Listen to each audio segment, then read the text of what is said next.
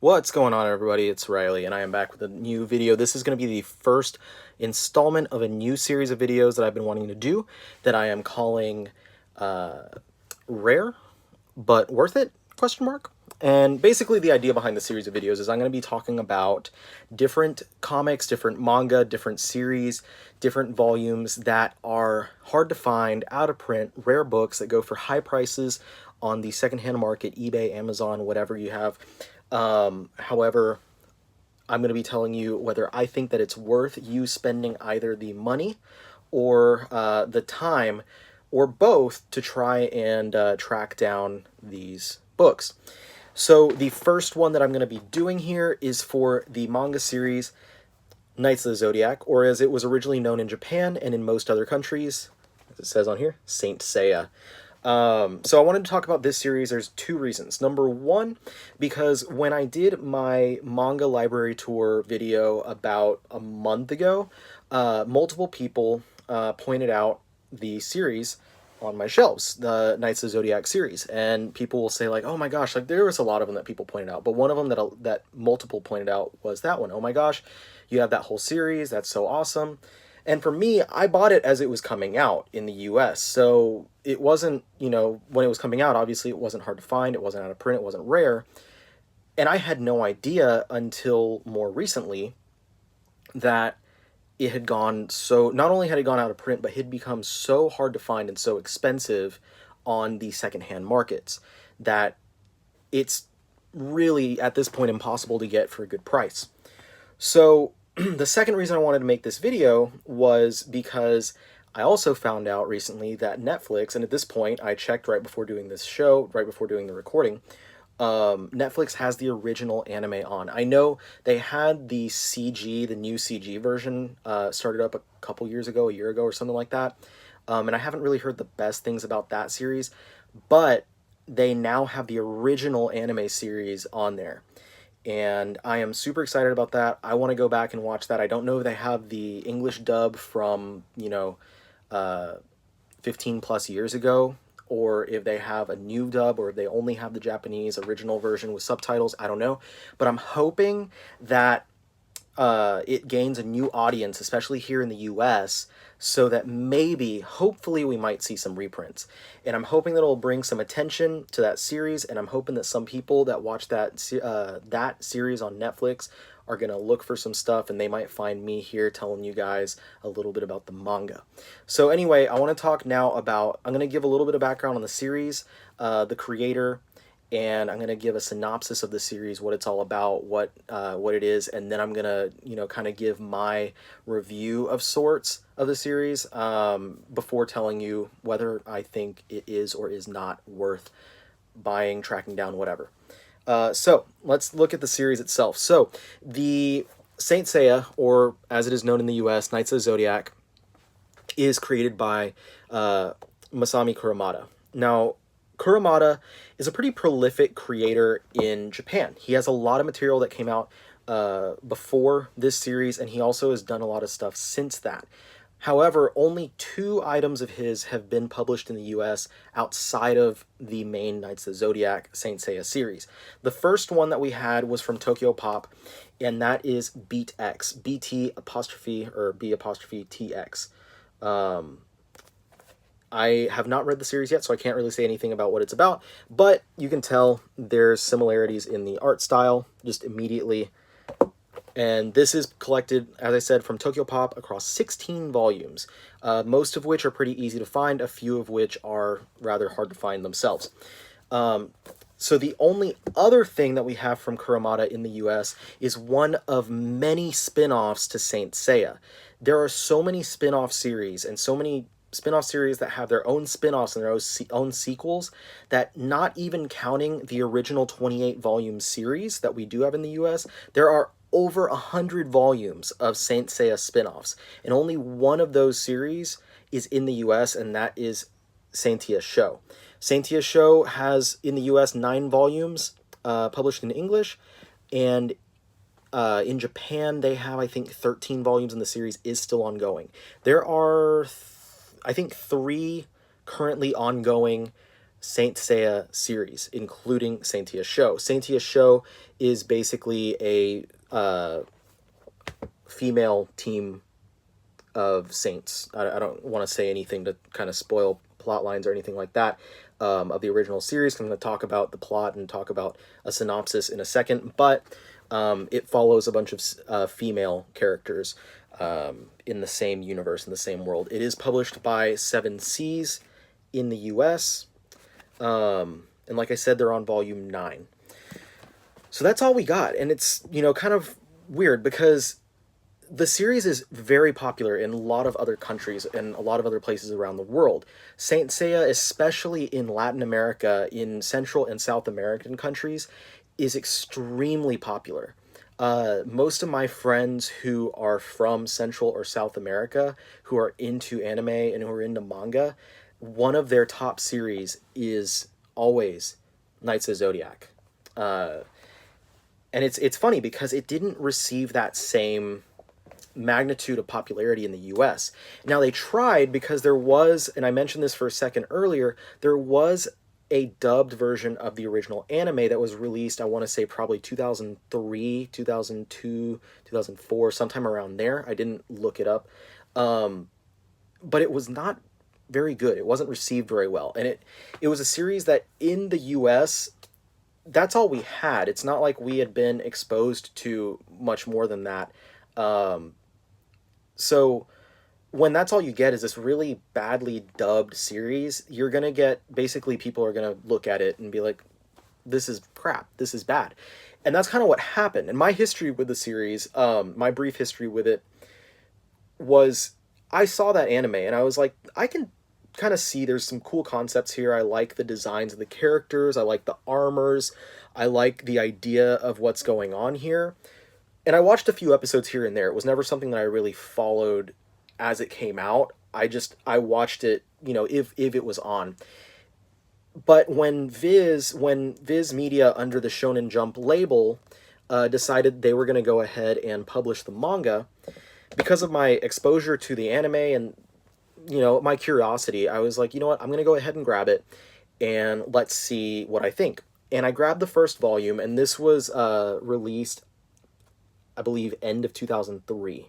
So I grabbed that first volume back in 2003, and I read it, and I was like, this is pretty cool. It didn't automatically, I wasn't like, this is the greatest thing ever. It has, somewhat dated looking artwork. It definitely looks like a product of its time.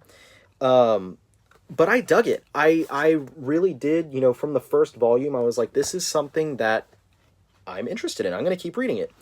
And I kept buying it. And I always have this rule that I usually give a series 2 or 3 volumes, typically 3 volumes, before I consider, yes or no, I'm going to follow or I'm going to drop this. And by the time I got to that 3rd volume, 100%, I was all in. But it was funny because this is kind of an anecdote that I have. I was walking to a store, an anime specialty store, with a friend of mine back when we were in high school. And I went in and I bought a couple of books that were new releases.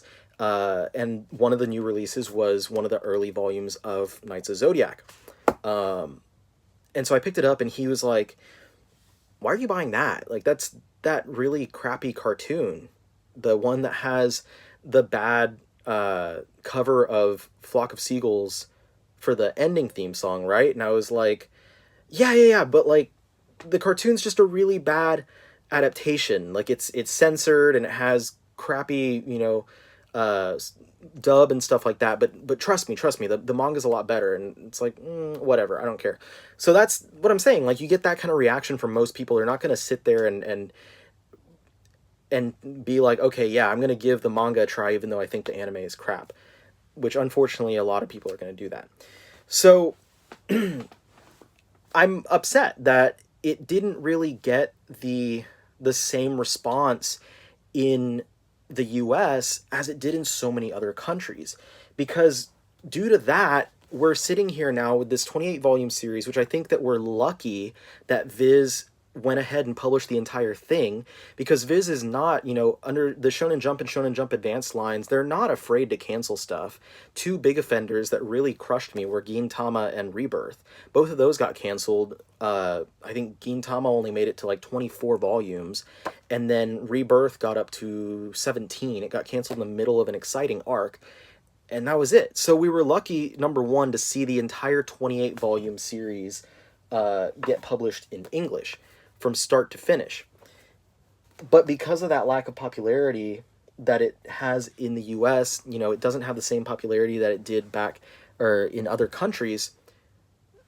We're stuck only with one spin-off out of all the ones that are out there. So I'm hoping that maybe we'll get some more popularity from the anime being put on Netflix. Maybe some more people will start watching it, and they'll start talking to, you know, tweeting online and you know, talking about it enough that Viz or another publisher would reprint this. And that's another thing, is because of the lack of popularity, we got it all printed, but there's not a reprint because there's not that much fervor behind people looking for it. I mean, now there's people going on eBay like, oh my God, I'm never going to get that series.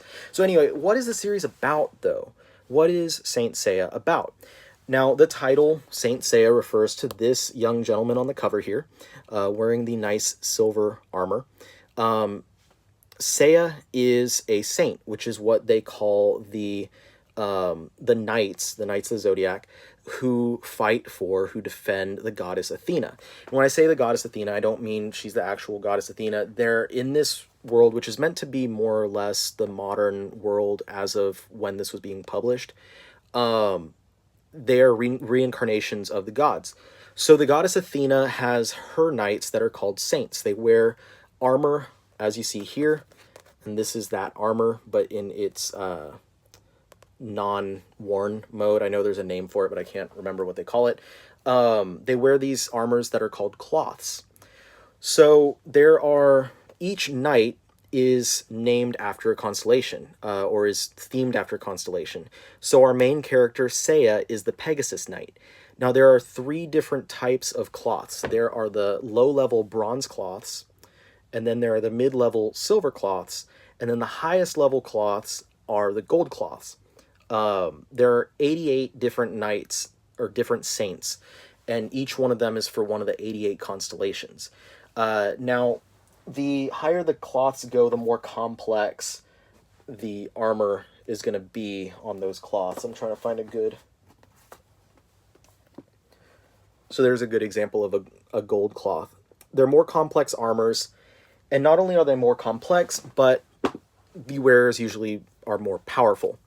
So the wearers of the cloths, the golden cloths, sorry to stumble my words a little bit, there are 12 of those, and they are each based off of the primary constellations after the Zodiac signs. So, you know, like Capricorn, Sagittarius, Aries, the ones, you know, like I'm a Cancer, for instance.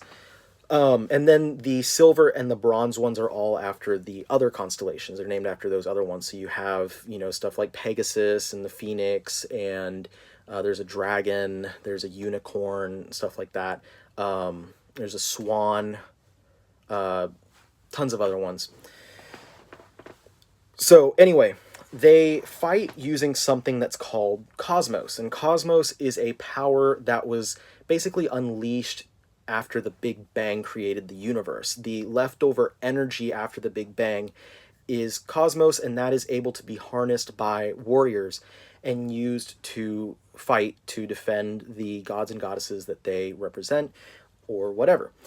So that's kind of the background about what's going on in this series.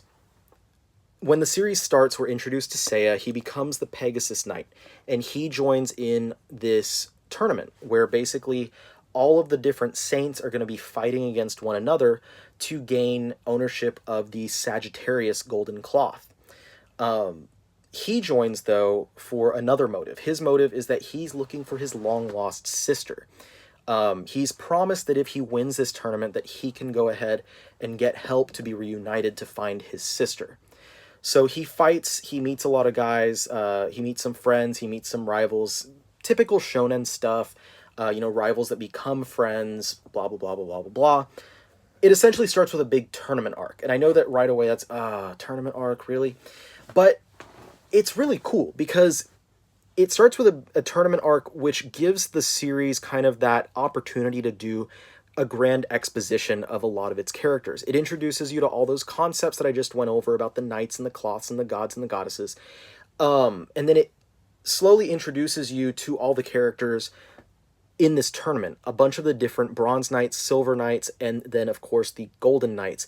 And as it progresses, and as most tournament arcs in shonen go, it doesn't go as planned. It's not like, you know, oh, you fight you, and then you go up to the, you know, Elite Eight, and then you fight you, and then that's the Final Four, and then we get the semifinals, and boom, now we have our winner, and you get your cloth. Things get disrupted, and things happen, and the Bronze Knights are fighting against each other, and there's, you know, a big conflict with a Bronze Knight in particular, and then the Silver Knights come in, and then something happens, and then they go on to this place. They're introduced, they introduce a big place in the manga called Sanctuary, and then they have to face off against some of the Gold Knights. So that whole first arc is basically a giant exposition for the entire series to introduce us to tons of different characters and tons of different concepts, to just kind of familiarize yourself with the grand idea behind this world that Kurumada has built. Now, there's 2 more arcs in the series. The next 2 arcs introduce us. The second one is focused on Poseidon, and this introduces us to the fact that there are other gods and goddesses, and they have their own knights, and their knights have different names. They use something different named armor. They're not called cloths. They're not called saints. They're not called whatever. And they basically fight against these different characters to solve whatever conflict there is. So that's the second arc, is Poseidon and his knights. And then the third and final arc deals with Hades and all of his acolytes. And it's the same basic concept. The saints are fighting against Hades' subjects. And it follows the same basic pattern. So it's very typical. When explained this way, it's not very exciting sounding type of shonen stuff. It's very just fight, fight, fight, fight, fight.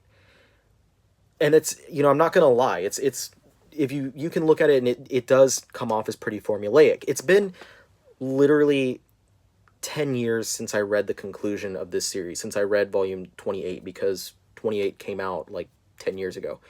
So a lot of what I'm talking about is from memory, and then, scanning through some volumes and stuff like that. But while the concept is very simple, it is not in the concept itself that this series really succeeds, because you have to be sitting there like, wow, this is so simple. Like, there's got to be a reason why this is so beloved in a lot of other countries, and why it's spun off so many different series in Japan.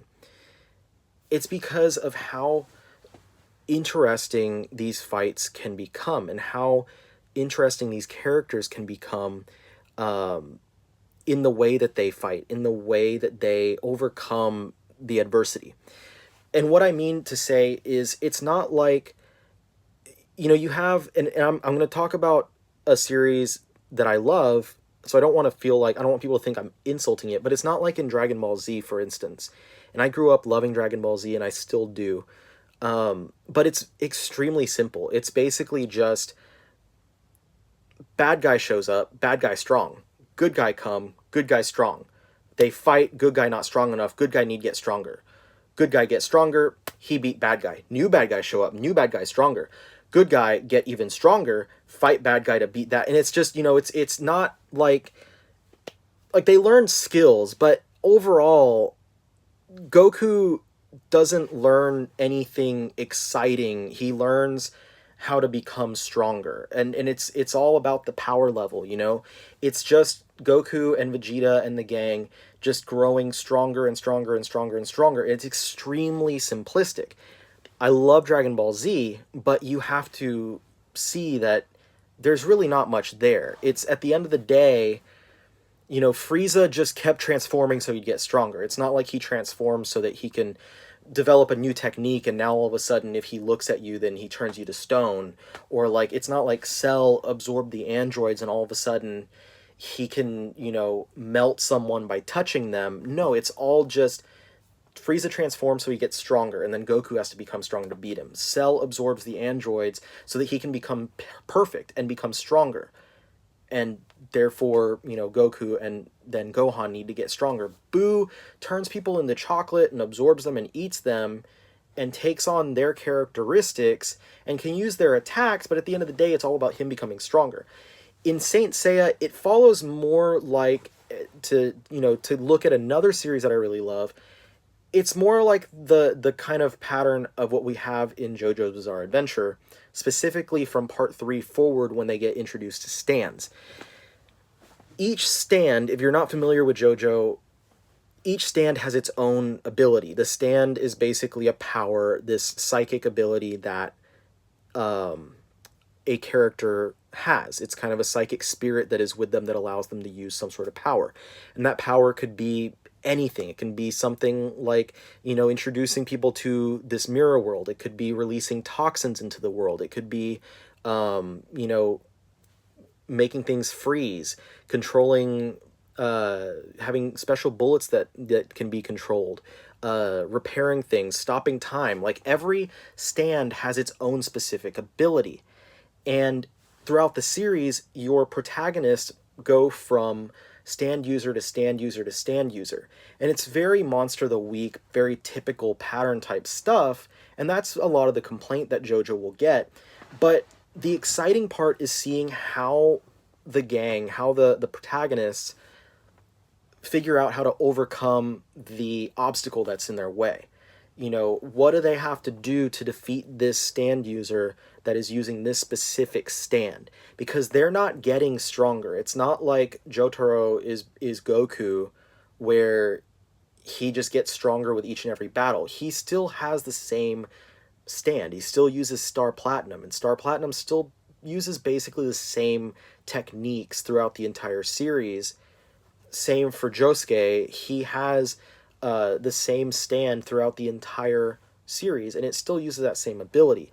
It's just, how does the stand user manipulate that ability and figure out how to use it to defeat the specific person that they're fighting against in that moment?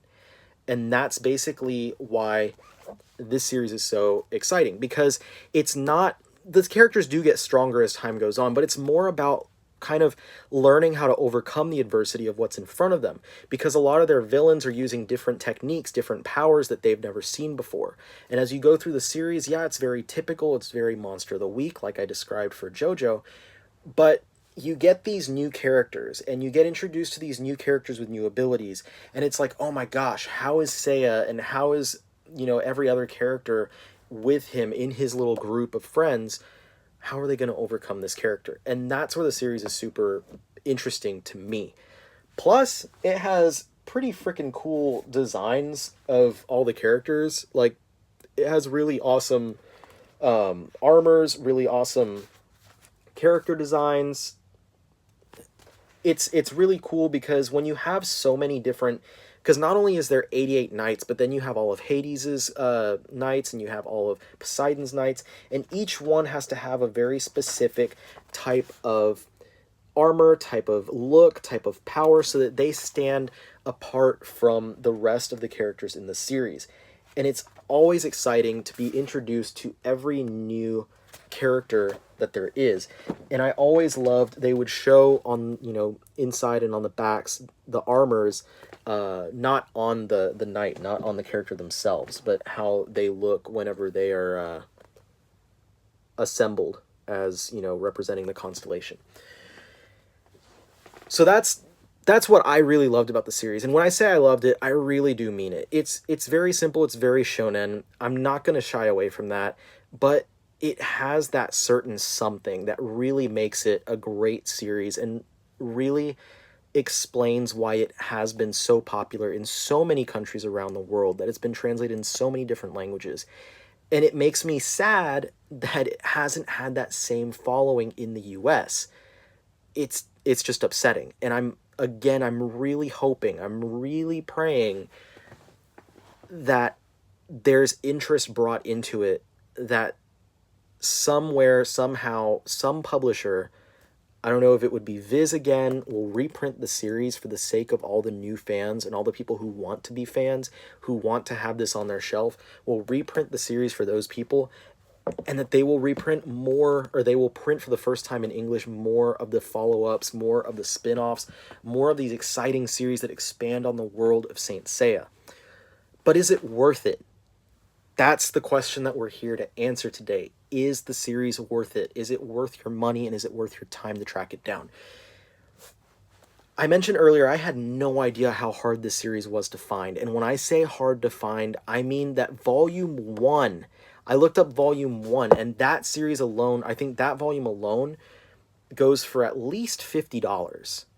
Which is just insane. Usually when something is out of print, when a series is out of print, you can at least find the first few volumes for less than cover price. And that I love, because then, let's say for instance, like Battle Royale, at least when I was buying the hardcovers, the first two were very easy to get. The third one was a little bit harder. 4 and 5, impossible. But I could get the first 3 and know whether or not, definitively know whether or not I actually am interested and want to read this book. There's tons of others that I could name as well. I just, off the top of my head, I can't think of one, but that the first volume, at least the first volume, is going to be cheap, easy to find, so you can buy it, try it, and then decide for yourself, yes, I want to spend the time trying to track down these volumes, or yes, I want to spend a lot of money buying this series, whatever you decide to do. But with Saint Seiya, you can't even do that. You can't even buy the first volume just to try it, because it is so ridiculously overpriced. The only volumes, only about a third of the series is readily available to buy online. If you go on to Right Stuff Anime, I think volumes 20 through 28, or 21 through 28, and then a couple of random volumes in the teens are both available for less than cover price. And if you look at other sites, eBay, Amazon, those same corresponding volumes are the only ones that are available for cheaper, and then pretty much every other volume. So 2/3 of this series are expensive, and some of these volumes are over $100 freaking dollars, which is just insane. So if you're not familiar, like, manga people are watching this and not familiar with, like, comics and stuff, and comic people are watching this and not familiar with manga, when an omnibus, you know, a big, thick hardcover goes out of print, something like this, you can expect the cover price to sometimes go to twice the, you know, cover price. So a $100 book for $200, or maybe $300 or $400. But very, very rarely do you see something go from, you know, $100 to $1,000, $1,500 for a single volume. So what I mean to say is, like, it very rarely does an omnibus go out of print and go for 10 times, 15 times the cover price. But with manga, and you manga readers know this, you people that collect manga out there are very well aware, it's easy to see a $10 book start going for $100, $200, easy. A prime example, one of the books that I've been searching for was Drifters Volume 2. That volume online, the last time I looked at it, $150 for a book that's like $12 cover price. So yeah. So it's ridiculous how much more you can spend if you're tracking this crap down. And it really just amazes me. As a whole, I've seen the entire set going for around $400 to $500, somewhere in that range. So still significantly above cover price. But I'm going to say, if you want to read this, if you watch the anime and you love it, and you just have to own it, that is the route that I would take right now. If you absolutely have to own it, I would buy it all as one big set, because you are undoubtedly going to save hundreds of dollars and save tons of time. Or if you want to go the long route, you can buy the easy to find volumes online for cheap, and then hit up every used bookstore and every old comic shop that you can find, and just hope and pray that one day you'll fill out the collection. Or set alerts on your eBay and wait for those to come out. Because if I'm being honest, even though I absolutely loved this series from the first volume to the last volume, and I'm spending this entire 30+ minute video gushing about how much I liked it and how much I cared for it and what makes it great, why it's so great, at least to me, why it's so great, is it worth it? for the prices that it's going for on eBay, no. I'm going to be straight up. It is not worth spending thousands of dollars on this series. Is it worth cover price? Absolutely. Is it worth, if cover price is $280, and I know that that's a little bit higher because some of the volumes were $8, but let's say cover price is $280. Absolutely. $300, yeah. $400, that's where you're stretching it. I would say if you're not averse to spending a little bit of dosh on the series, if you can find the whole set for around that $300 to $400 range, yes, jump on it. In my opinion, it's worth it. But I'm going to say, and I don't always condone for pirating, but I'm going to say desperate times, desperate measures. Go online, read scanlations of the series to see what you think about it. Watch the Netflix, the anime that's on Netflix now. It's on there. Most people have access to Netflix somewhere, somehow. Watch it on Netflix. Decide for yourself if you want to own it or not. And from there, I'm going to say, because usually publishers are listening now a lot more than they used to. Go on Twitter, mention it to Viz, mention it to, different publishers that, you're interested in seeing it reprinted. And maybe if there is enough interest in it, and maybe I'm just being